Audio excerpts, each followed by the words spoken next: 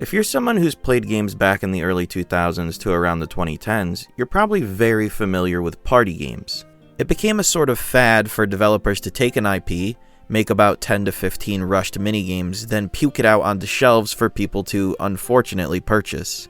This market obviously stemmed from the very popular Mario Party series.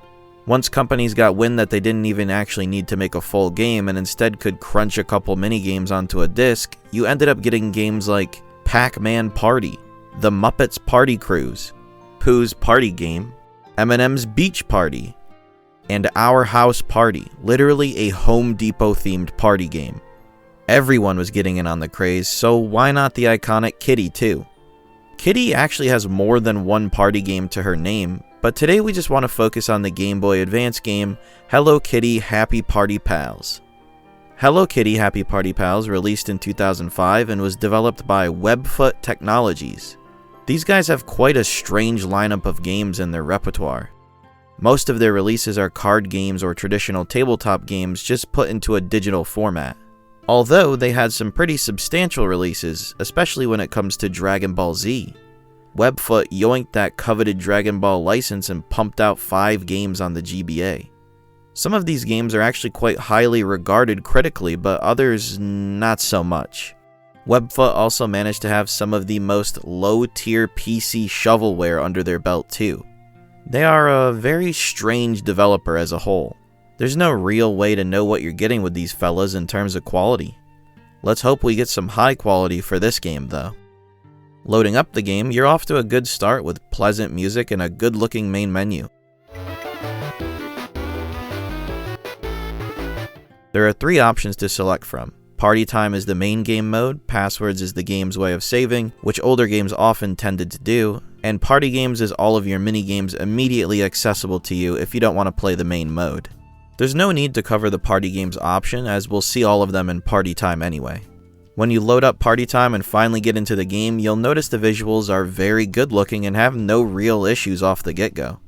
Movement feels fine and nothing is clunky or janky.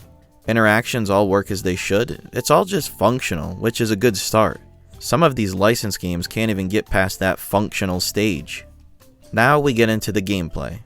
Rather than make the game a menu full of minigames, Webfoot decided to actually give the player an objective to meet. The objective is to invite a specified amount of friends or family to your party and host a successful party. The game will tell you exactly what people need to be invited at the beginning of each level, and you can also open your journal to see who you still need to invite. If you don't feel like inviting everyone by finding them in the level, you can instead use the desk in your room to send invite letters. It's way more in-depth than you'd think as well. You get to fully customize your entire invitation using different types of paper, pictures, stamps, and you can also draw either with a pencil or the pre-made little designs. I found myself way more impressed than I thought I'd be with this simple little function. You can get really creative, and I can only imagine how much a kid back in 2005 would have loved this. When you've invited everyone that is required, now you have to work on raising their happiness. This is done mainly through gifting the character items, but in certain scenarios you can play games with friends or even just chatting with them will boost up a few points of happiness.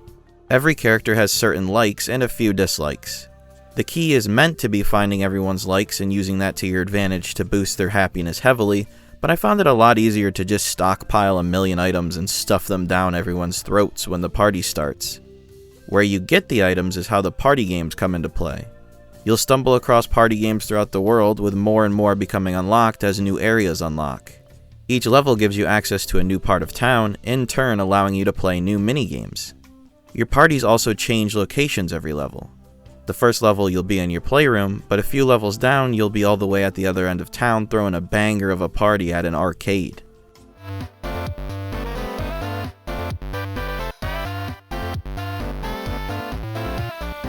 Sadly, not all the party games are created equally.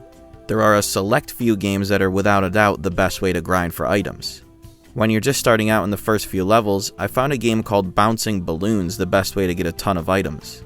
It's one of those generic bubble popping games, but it's serviceable.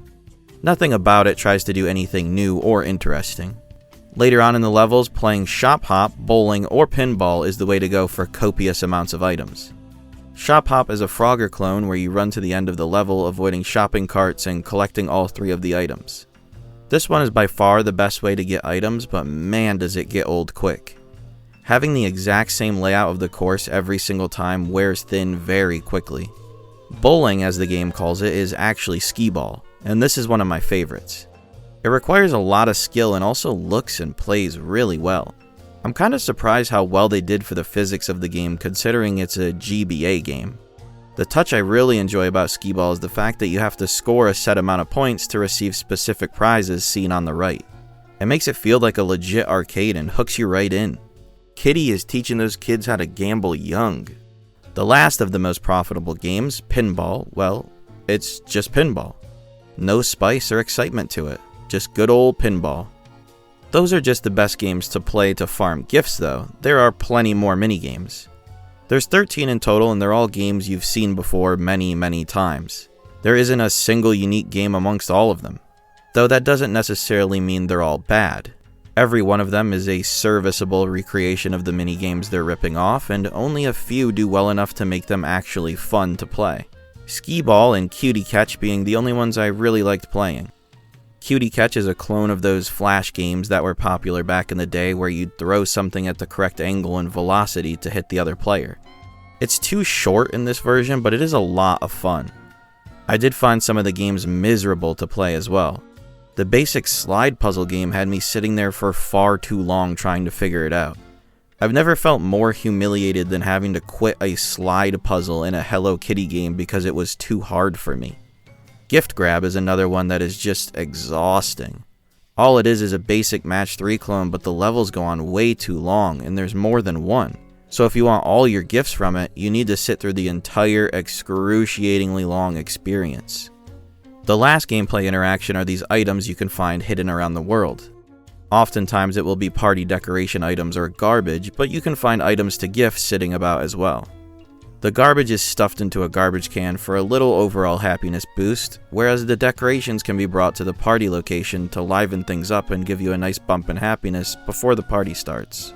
When you actually start the party, you can either jam out and chill as the timer goes down if you've already given everyone their gifts to boost happiness, or you can use this time to hand out the gifts.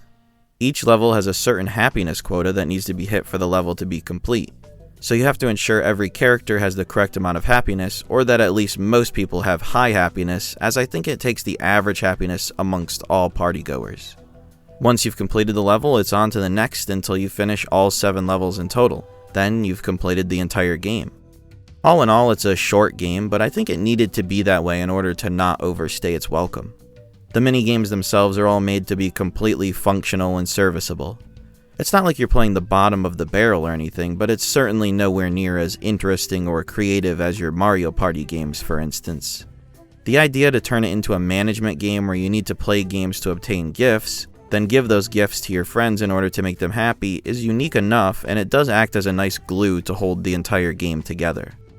The full package won't have you begging for more or anything like that, but I can say that the entire game was a serviceable journey through some serviceable minigames, making a serviceable video game.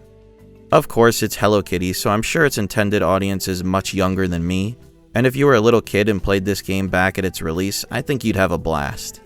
What do you gals and guys think? Have you ever played Hello Kitty Happy Party Pals? Or maybe you played the DS party game instead? Either way, I'd love to hear your thoughts in the comments below. I read every one of them and respond to most. Thanks for watching the video, and hey, if you enjoyed it, a like and subscription help out a ton. Plus, they're free. So long.